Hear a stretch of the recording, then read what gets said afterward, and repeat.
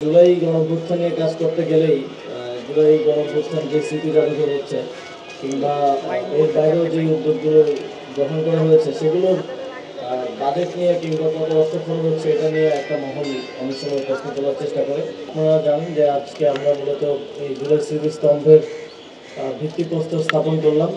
যদিও কাজ অনেকটাই এগিয়ে গেছে এবং আমরা আশা করছি যে ডিসেম্বরের মধ্যে আমরা এই কাজটা শেষ করতে পারবো।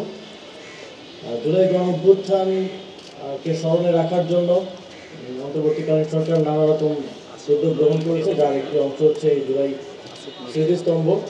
এই স্মৃতিস্তম্ভের ডিজাইন করা এবং সকল ক্ষেত্রে আমরা সর্বোচ্চ গুরুত্ব দিয়েছি আমাদের শহীদদেরকে স্মরণ করার বিষয়টি এবং আমাদের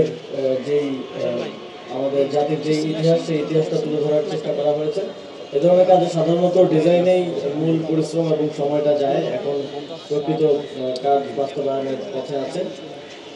আপনারা হয়তো দেখে থাকবেন যে বিভিন্ন ক্ষেত্রে জুলাই গণঅভ্যুত্থান নিয়ে কাজ করতে গেলেই জুলাই গণঅভ্যুত্থান যে স্মৃতি জাদুঘর হচ্ছে কিংবা এর বাইরেও যে উদ্যোগগুলো গ্রহণ করা হয়েছে সেগুলোর বাজেট নিয়ে কিংবা কত অর্থ খরচ হচ্ছে এটা নিয়ে একটা মহল অনেক সময় প্রশ্ন তোলার চেষ্টা করে। আমি তাদেরকে স্মরণ করে দিতে চাই যে বিগত ফ্যাসিবাদের সময়ে এই যে বিভিন্ন ভাস্কর্য হতো, এর থেকেও ছোট ইনফ্রাস্ট্রাকচার আমরা দেখেছি 300-400 কোটি টাকা খরচ হয়েছে এবং সেই ইনফ্রাস্ট্রাকচারগুলো তৈরি করার যে কনসালটেন্সি, সেই কনসালটেন্সিতেই এই পুরো স্মৃতিস্তম্ভে যা খরচ হচ্ছে তা খরচ করা হয়েছে।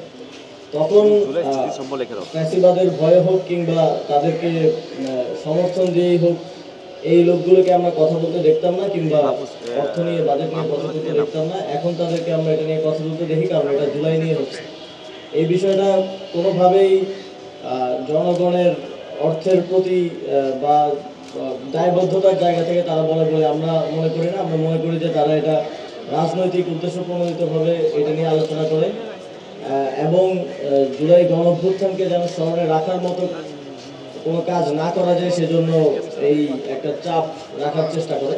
সেটা আমরা স্পষ্টভাবে বলতে চাই, পরবর্তী প্রজন্মের কাছে এই যে 1.5 সহস্রাধিক শহীদ এবং প্রায় 30 সহস্র আহত আমাদের আছে, তাদের যে আত্মত্যাগ, সেই আত্মত্যাগের স্মৃতিকে আমরা প্রজন্ম থেকে প্রজন্মান্তরে পৌঁছে দেওয়ার জন্য কাজ করে যাব। এই ধরনের কোনো অপচেষ্টা আমাদেরকে দমিয়ে রাখতে পারবে না।